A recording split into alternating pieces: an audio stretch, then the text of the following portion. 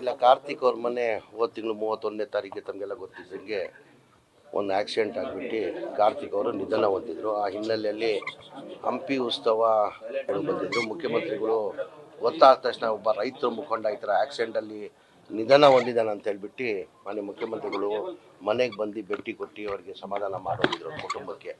ಆವತ್ತು ಸರ್ಕಾರ ವತಿಯಿಂದ ನಾನು 5 ಲಕ್ಷ ರೂಪಾಯಿ ಪರಿಹಾರ ಕೊಡ್ತೀನಿ ಅಂತ ಆವತ್ತು ಮಾನ್ಯ ಮುಖ್ಯಮಂತ್ರಿಗಳು ಘೋಷಣೆ ಮಾಡಿದರು. ಆ ಪ್ರೊಸೀಜರ್ ಪ್ರಕಾರ ಅದು 5 ಲಕ್ಷ 2-3 ದಿನದಲ್ಲಿ ಅವರು ಧರ್ಮಪತ್ನಿ ಹೆಸರಲ್ಲಿ ಅವ್ರ ಅಕೌಂಟಲ್ಲಿ ಆ ದುಡ್ಡನ್ನು ಹೋಗ್ತದೆ. ಆಮೇಲೆ ನಾನು ಗೋಯಪ್ಪ ಸರ್ ಕೂತ್ಕೊಂಡು ಮಾತಾಡಿ ಪಾಪ ರೈತರಿಗೋಸ್ಕರ ಭಾಳ ಹೋರಾಟ ಮಾಡಿದೆ, ಈ ಜಿಲ್ಲೆಗೋಸ್ಕರ ಭಾಳ ಹೋರಾಟ ಮಾಡಿದ್ದಾನೆ. ಹಾಗಾಗಿ ಅವ್ರು ಕಷ್ಟದಲ್ಲಿದ್ದಾರಂತ ನಮ್ಮ ಮಾಹಿತಿ ಬಂದಾದಮೇಲೆ ಅವ್ರು ಇರೋಕ್ಕೂ ಸ್ವಂತ ಮನೆ ಇಲ್ಲ, ಬಾಡಿಗೆ ಫ್ಲ್ಯಾಟಲ್ಲಿದ್ದರು, ಅವ್ರು ಕಷ್ಟದಲ್ಲಿದ್ದಾರೆ, ಒಬ್ಬಳೇ ಮಗಳು ಇರೋದಂತ ಯಾರೋ ನಮ್ಮ ಮಾಹಿತಿ ಕೊಟ್ಟಾದಮೇಲೆ ನಾನು ಗೋಯಪ್ಪ ಸರ್ ತೀರ್ಮಾನ ಮಾಡಿ ನಮ್ಮಿಬ್ಬರು ವೈಯಕ್ತಿಕ ನಮ್ಮಿಬ್ಬರು ಕಡೆಯಿಂದ ಒಂದು 10 ಲಕ್ಷ ರೂಪಾಯಿ ಸಹಾಯ ಮಾಡೋಣ ಅಂತ ಹೇಳ್ಬಿಟ್ಟು 5 ಲಕ್ಷ ಗೋಯಪ್ಪ ಸರ್, 5 ಲಕ್ಷ ರೂಪಾಯಿ ನಾನು ನಮ್ಮ ವೈಯಕ್ತಿಕ ದುಡ್ಡಲ್ಲಿ ಅವ್ರಿಗೆ 10 ಲಕ್ಷನ ಕೊಟ್ಟಿದ್ವಿ. ಕಾರಣ ಅಂದರೆ ಆ ಮಗಳು 13 ವರ್ಷ, ಪಾಪ ಒಬ್ಬಳೇ ಮಗಳು ಅಂತೆ, 13 ವರ್ಷ ಇದ್ದಾಳೆ. ಅವಳೀಗ ದೊಡ್ಡವ್ರು ಇನ್ನೂ ಒಂದು ಈಗ 8th ಸ್ಟ್ಯಾಂಡರ್ಡಲ್ಲಿ ಓದ್ತಾ ಇದ್ದಾಳೆ. ಈಗ ಅವಳು ಮದುವೆ ಆಗಬೇಕಾದ್ರೆ ಒಂದು 25 ವರ್ಷ 26 ವರ್ಷ ಆಗಬೇಕು. ಏನೇ ಕನಿಷ್ಠ ಒಂದು 12-13 ವರ್ಷ ಇರ್ತದೆ. ನಾನು ಅವ್ರ ತಾಯಿ ಅವ್ರ ಅಜ್ಜಿಗೂ ಅವ್ರ ಅಮ್ಮನಿಗೆ ಒಂದು ಸಲಹೆ ಕೊಟ್ಟಿದ್ದೀನಿ, ನೋಡಮ್ಮ 5 ಲಕ್ಷ ರೂಪಾಯಿ ನೀವು ಏನಾರು ಮಾಡ್ಕೊಂಡಿದ್ದೀವೋ ಈ 10 ಲಕ್ಷನ ಅವಾಗ ಏನಾಗ್ತದೆ ಡಬಲ್ ಆರ್ಟು ಅಟ್ಲೀಸ್ಟ್ ಆಗಿರ್ತದೆ, ಒಂದು 10 ಲಕ್ಷದ ಒಂದು 20 ಲಕ್ಷ ಹಾಕಿರ್ತದೆ ಅಂತ ನಾವು ಕೇಳಿಕೊಂಡಿದ್ದೀವಿ. ಅವತ್ತು ಅಂತ ಒಪ್ಕೊಂಡಿದ್ದಾರೆ. ಹಾಗಾಗಿ ನಾನು ಗೋಯಪ್ಪ ಸರ್ ಸೇರಿ 10 ಲಕ್ಷ ಕೊಟ್ಟಿದ್ದೀವಿ. ಇನ್ನೊಂದು ಬೇಡಿಕೆನ ಇಟ್ಟರು, ಈ ಸರ್ಕಲಲ್ಲಿ ಕಾರ್ತಿಕ್ ಎಸ್ಸು ಇಡಿ ಅಂತ ಎಲ್ಲ ರೈತರು ಮುಖಂಡರು ಭಾಳ ಜನ ಕೇಳಿಕೊಂಡ್ರು. ಅವ್ರ ತಾಯಿನೂ ಅವರ ರೈತರಿಗೋಸ್ಕರ ಭಾಳ ಹೋರಾಟ ಮಾಡಿದ್ದಾನೆ, ನನ್ನ ಮಗನ ಹೆಸರು ಆ ಸರ್ಕಲಲ್ಲಿ ಅಂತ ಆ ಗೋಯಪ್ಪ ಸರ್ಗೂ ಕೇಳ್ಕೊಂಡಿದ್ದಾರೆ, ನನಗೂ ಕೇಳ್ಕೊಂಡಿದ್ದಾರೆ.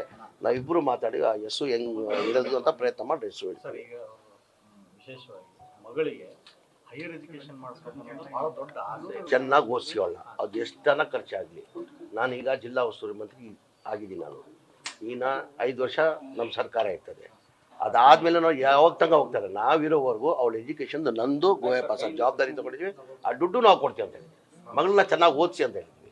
ಏನಕ್ಕಂದರೆ ನಿಮಗೆಲ್ಲ ಗೊತ್ತಿದೆ, ಕಾರ್ತಿಕ್ ಎಲ್ಲ ಪರಿಚಯ ಇರೋನು, ಯಾರಿಗೂ ಪರಿಚಯ ಇಲ್ಲ ಅಂತ ಇಲ್ಲ, ಎಲ್ಲರಿಗೂ ಪರಿಚಯ ಇರೋನು. ಅವ್ನು ಗೊತ್ತಿಲ್ಲ ಪಾಪ ಇಷ್ಟು ಕಷ್ಟದಲ್ಲಿ ಅಂತ ನಮ್ಗೆ ಗೊತ್ತಿಲ್ಲ. ಇಷ್ಟು ಬೇಗ ಅವ್ನು ಹೋಗ್ಬಾರ್ದಾಗಿತ್ತು. ಕಡಿಮೆ ವಯಸ್ಸು 46 ವರ್ಷ. ಅದು ಭಗವಂತ ನಿಶ್ಚಯ, ಯಾರೂ ಏನು ಮಾಡೋಕ್ಕಾಗಲ್ಲ. ಇಷ್ಟೇ ನಾವು ಕೇಳ್ಕೊಳ್ಳೋದು. ಆ ಭಗವಂತ ಅವ್ರ ಕುಟುಂಬಕ್ಕೆ ಸಹಿಸ್ಕೊಳ್ಳೋ ಶಕ್ತಿ ಕೊಡಲಿ, ಅವನ ಆತ್ಮಕ್ಕೆ ಶಾಂತಿ ಸಿಗಲಿ ಅಂತ ಭಗವಂತ ಪ್ರಾರ್ಥನೆ. 7ನೇ ತಾರೀಕು ಹೋಗ್ತಾ ಇದೀವಿಲ್ಲ, ಈ ಟೈಮಲ್ಲಿ ಬೇಕಾಯ್ತು ನಿಮಗೆ.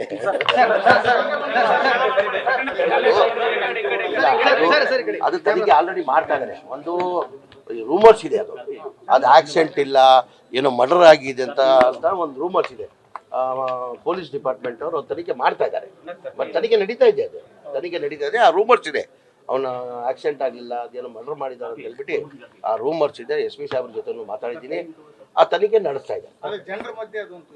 ಇಲ್ಲ, ನಾವು ಏನು ಮಾಡ್ತಾವ್ರು ಏನಂತ ಗೊತ್ತಿಲ್ಲ, ಅವ್ರು ಮಾಡ್ತಾವ್ರು. ಸರ್, ಈಗ SLC ಎಕ್ಸಾಮ್ ಸಂಬಂಧಪಟ್ಟಂಗೆ ಮತ್ತೆ ಶುಕ್ರವಾರ ವೇಳಾಪಟ್ಟಿಯನ್ನು ನಮಾಜ್ಗೋಸ್ಕರ ಬದಲಾಯಿಸಿದ್ರೆ ಕಾಂಗ್ರೆಸ್ ಸರ್ಕಾರ ಮುಸ್ಲಿಮರ ಓಲೈಕೆ ಮಾಡ್ತಾರೆ ಅಂತ ಹೇಳಿ ಬಿಜೆಪಿ ಆರೋಪ ಮಾಡ್ತಾರೆ. ಇನ್ನು ಆ ಥರ ಯಾವುದು ಡಿಸಿಷನ್ ತಗೊಂಡಿಲ್ಲಲ್ಲ, ನೀವು ಹೇಳ್ತಾ ಇರೋದು.